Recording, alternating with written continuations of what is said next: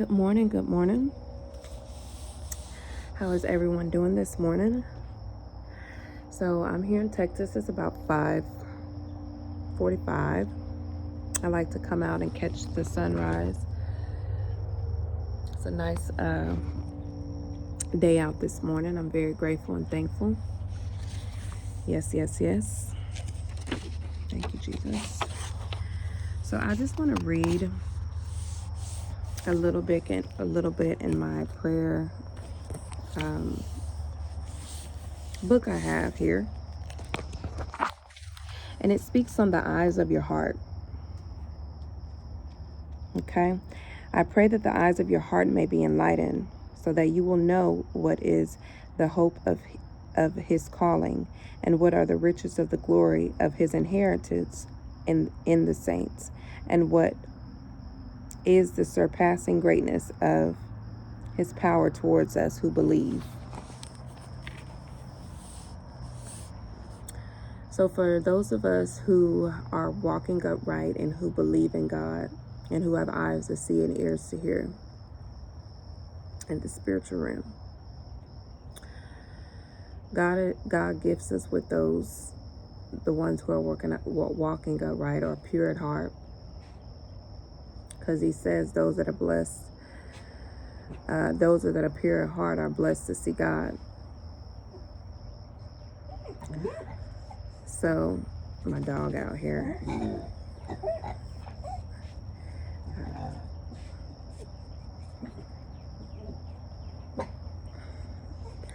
So he's out here. He's enjoying his morning. He's a Yorkie, but he tries to act all big and tough. Look at the birds.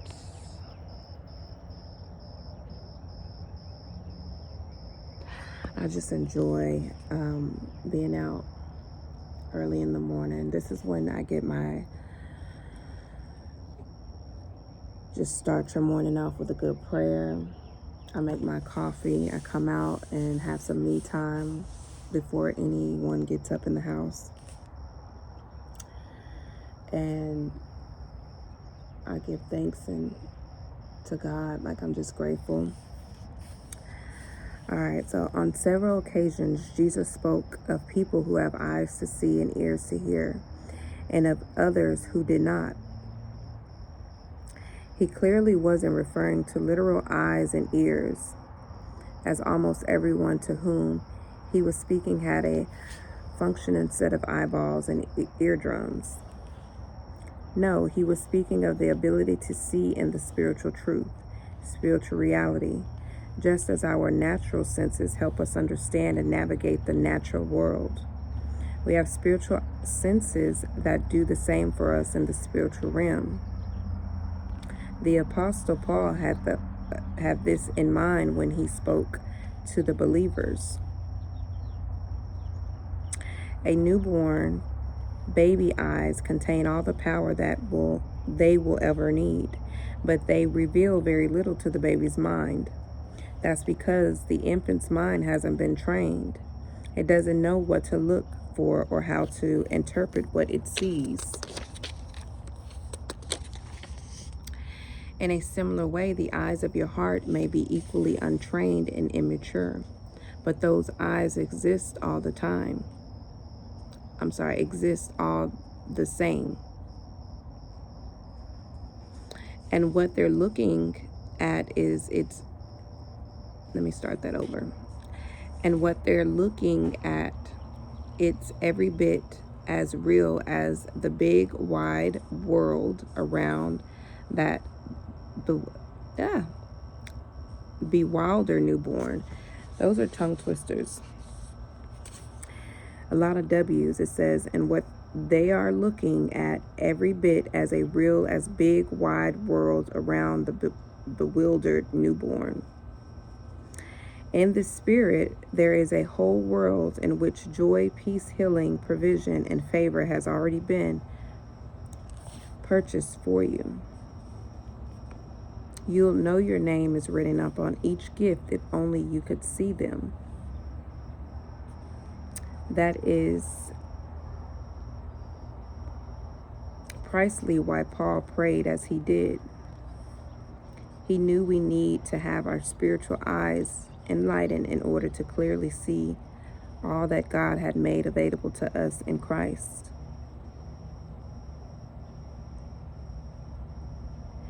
Paul says we need those illuminated eyes so that we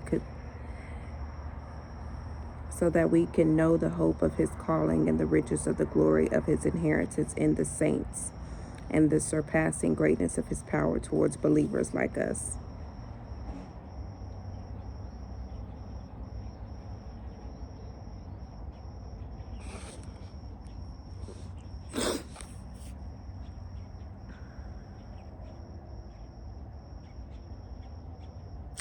Over here it says, Father, I cannot lay hold of what I cannot see.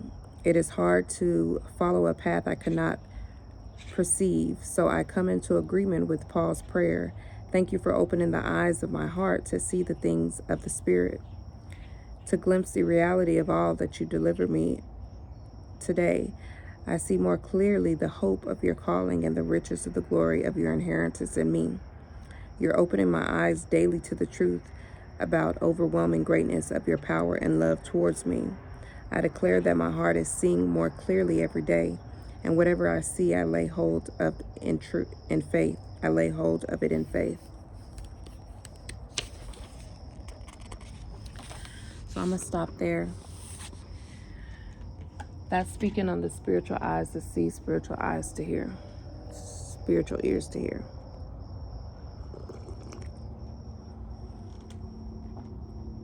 Not everyone will understand, because we have a lot of non-believers, a lot of non-believers. And I just listen to people sometimes, and that's how I know that they're non-believers and they don't have much faith. They don't have much faith.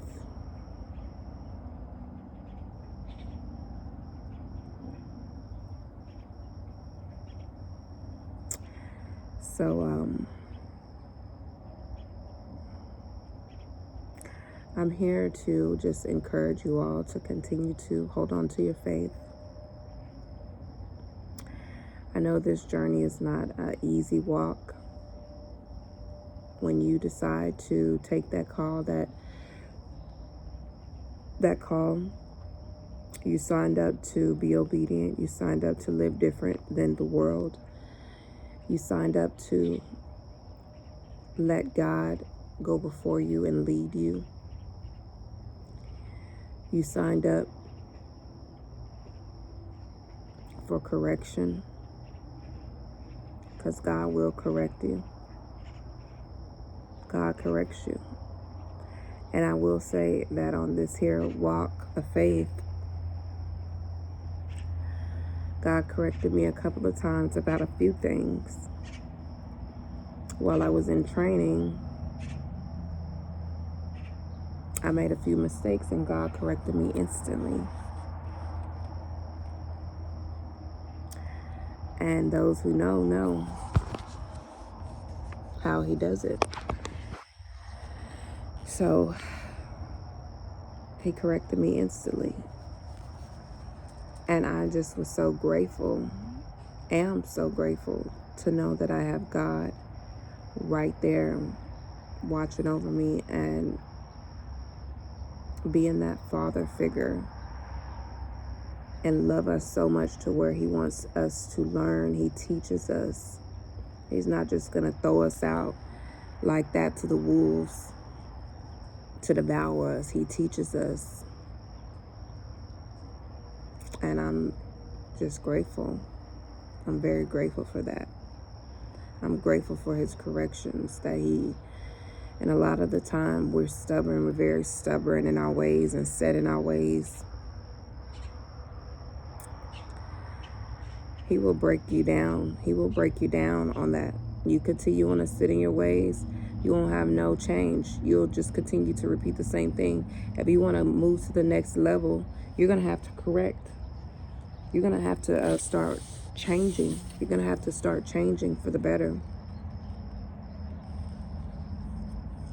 And I was feeling myself getting into conviction. I was convicted a lot too, because I could feel it. It's heavy on your spirit whenever you convicted.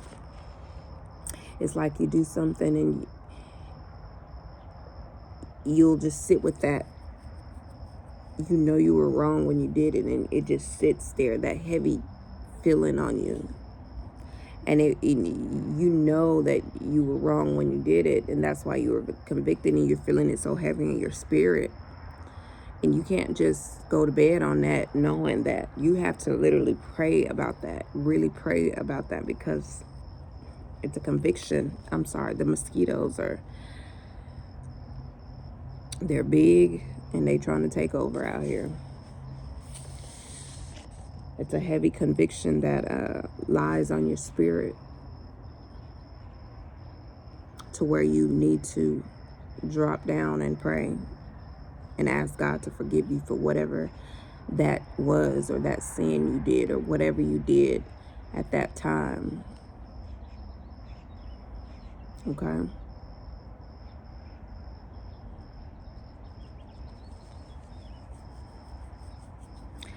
All right. So I'm going to, I noticed I've been getting some gray hairs, y'all.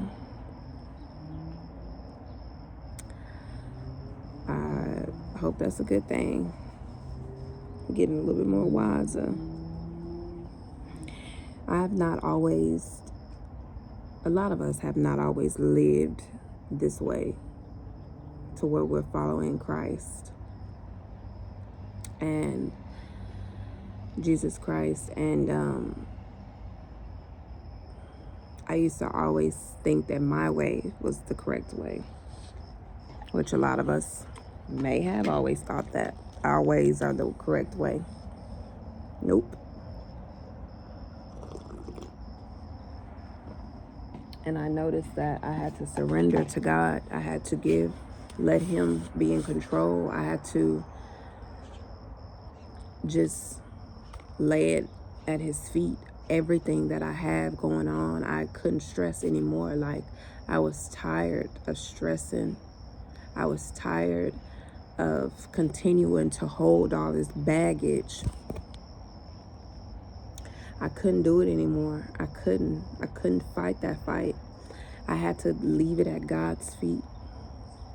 I had to leave it in God's hands. Everything, finances,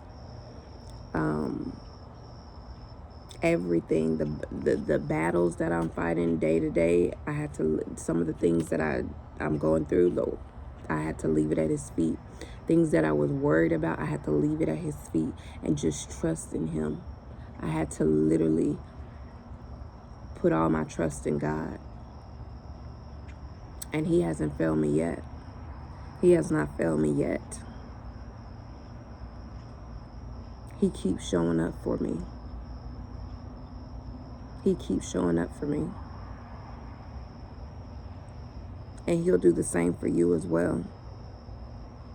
He'll continue to show up for you. Just lay it, surrender to God, surrender to Him.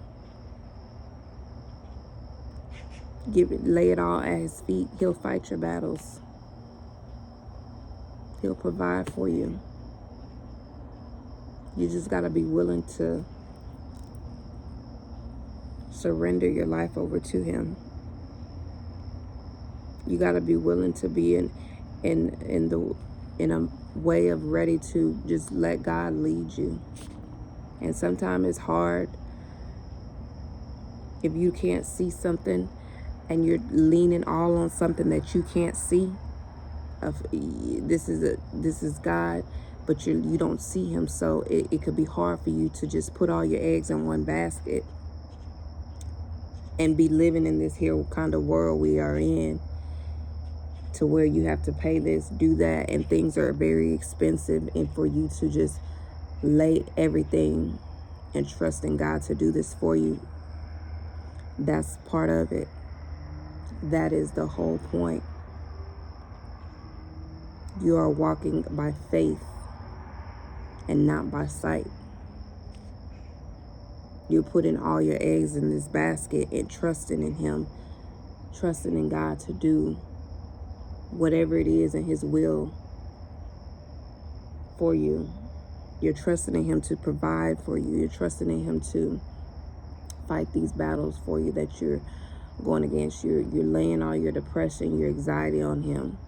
So when you continue to walk day by day, people wondering, I know she got this going on, or I know this is happening, and she's still smiling. That's only God. God gives you that type of strength to keep smiling, and that people are looking at you like, how is she going on, or how is she still living and doing this? You know how people are. You know how people are. So how she still doing it? It's because of the grace of God. It's because of the grace of God. And a lot of people don't even understand because they're so far from him. And I don't judge anyone, because you know why? I was once there. I was once far from God. I was once far from God.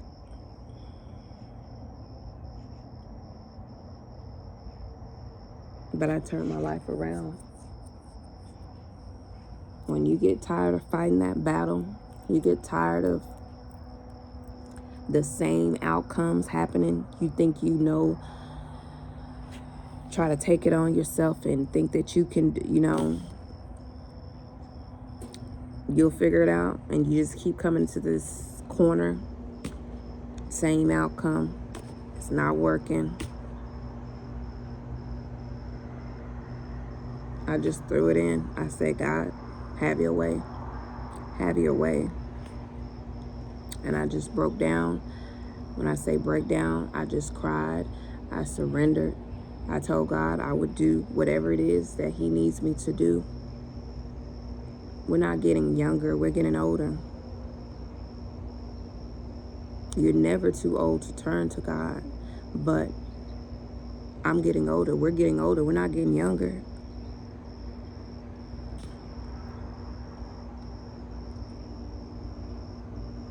We got to save ourselves. We have to save ourselves. No one else can save. No one else can. We didn't come in with nobody. Nobody else can save us. You got to be willing to walk upright for yourself. That way you can teach your children the right way to go. Teach them the correct way.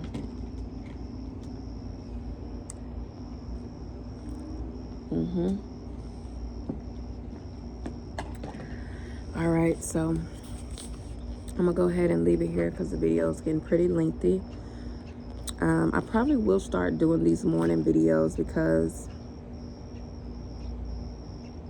this is the time that I come out and get my peace in the morning like this. So I'll probably come out and start doing morning videos, engaging. Ooh, phone almost went down. So guys, I love you all. Until next time, y'all have a blessed day.